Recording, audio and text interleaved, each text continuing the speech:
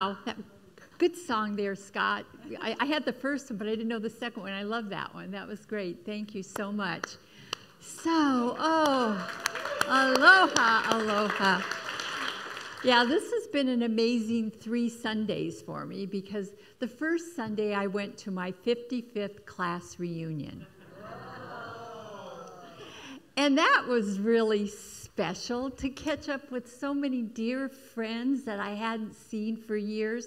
A lot of them were missing. A lot of them have gone on, but I know they were there in spirit and energy because we talked about them and we shared our memories about some of them. Came back and then went to Kauai.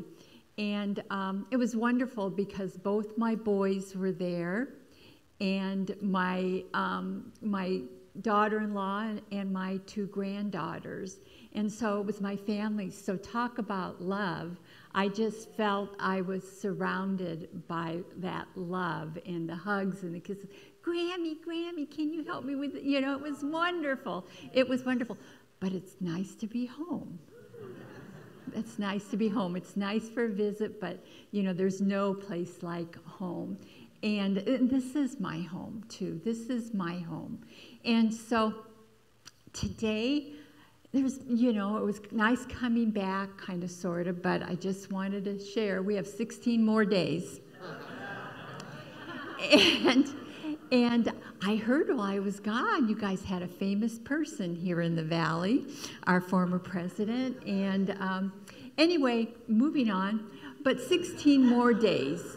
And so, you know, let it go. Do your voting and then let it go. What consumes your mind controls your life. Right? And so after you do your voting, there's really nothing else to do. Move on. Just know, you know, half of our country is going to be very disappointed and the other half is going to be ecstatic. And we have to love both sides. That's what we're here for. We are all this divine being. I thought this was good. Life rarely follows the straight path we imagine. It's filled with unexpected turns, highs, lows, moments of doubt, moments of clarity. But it's in these twists and turns that we find growth. Each detour teaches us something we might never have learned on a straight line. The ups fill us with joy and remind us of our strength, while the downs, though challenging, shape our resilience and deepen our wisdom.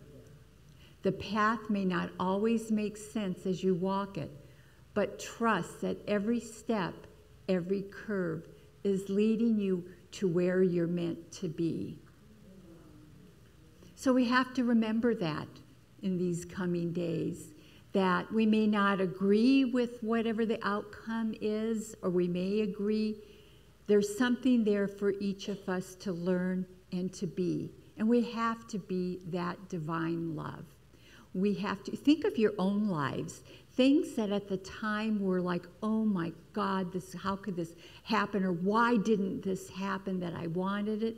But your life took you in a place, and but for some of those terrible things wouldn't have led you to some beautiful nuggets of joy that you had in your life, that you have in your life. And so we have to know that. We have to hold that. You know, they talk about our soul.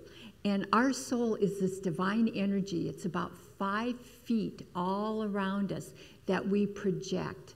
So we need to project that love, that oneness. We have to sometimes look past things that we don't agree with and let it go, and let it go. That's that person's path. That doesn't have to be your path. A healthy religion is one that helps us own and integrate the shadow side of human nature for the good of person and planet.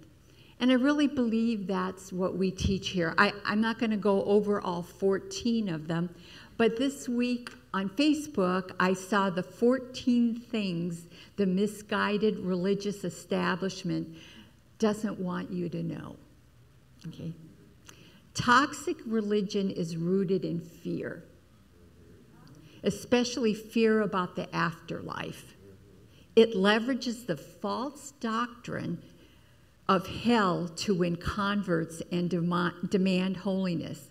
The fear of God's disapproval, rejection, abandonment, and punishment is another hallmark of toxic religion. We don't teach that here. We don't say, oh, you didn't go to service Sunday, you're going to go to hell. You know, that's not who we are, because what we know is the divine is everywhere you are.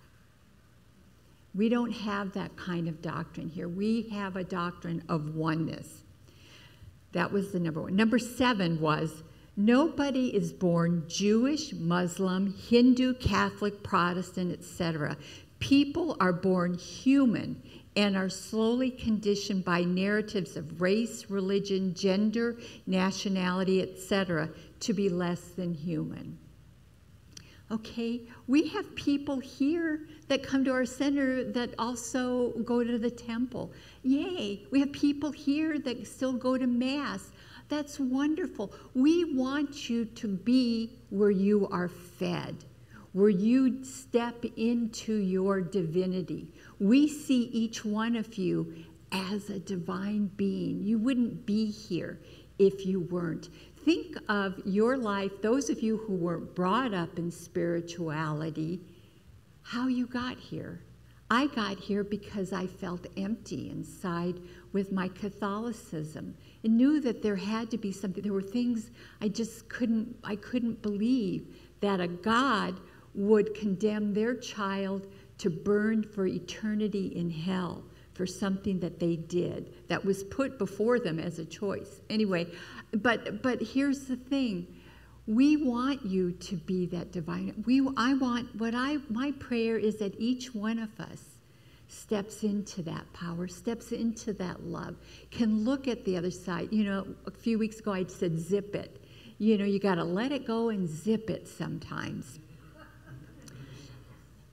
And a healthy religion is one that helps us own and integrate the shadow side of human nature for the good of person and planet. And so that's what we're here for. And I think this time in our history, at least in my lifetime, and I've been here a few years, I don't remember this. I guess the closest thing that I can remember is the Vietnam War. There was a lot of protesting and things like that. That's the closest I have seen. And I was too young to really even understand. I didn't know, so I didn't get caught up in it. So this one is the last one I want to share with you. You are capable of guiding your own spiritual path from inside out and don't need to be told what to do. You naturally have the ability, capacity, tools, and skills to guide and direct your life meaningfully, ethically, and effectively. Through the use of fundamental human faculties such as critical thinking, empathy, reason, conscience, and intuition, you can capably lead your life. You have the choice to cultivate a spirituality that doesn't require you to be inadequate, powerless, weak, and lacking, but one that empowers you towards strength, vitality, wholeness, and the fulfillment of your highest potentialities and possibilities. That's what we want for you. That's why we want you here. That's what we teach in our classes, our book studies, our gatherings, is that, you know, this man, this Jim Palmer who wrote this, it was an evangelical minister, pastor of a mega church for years. And what he said in this was that he noticed that his people weren't thriving, weren't doing well. They were in such fear that their lives weren't really, they were so afraid to do things, this and that. And, you know, I don't want to be political here, but I believed growing up that our country was welcome for everybody. Bring us your rich, your poor.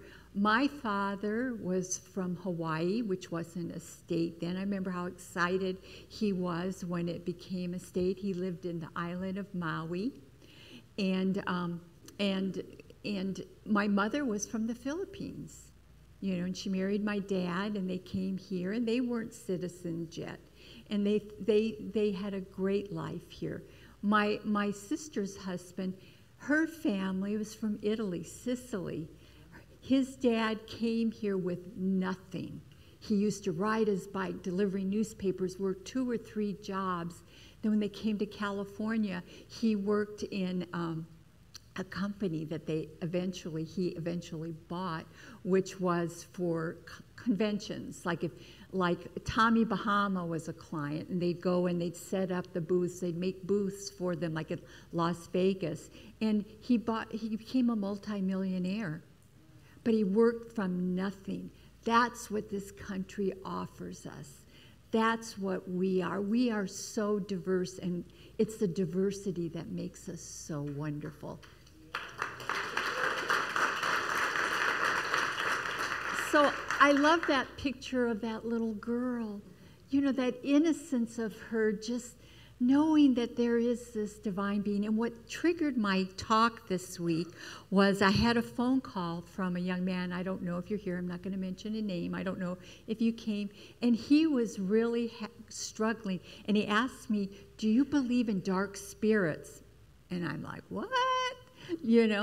And anyway, we started talking, and something had happened in his life. He broke up his friendship, He's on TikTok, which I don't go on, so I don't know any of that stuff.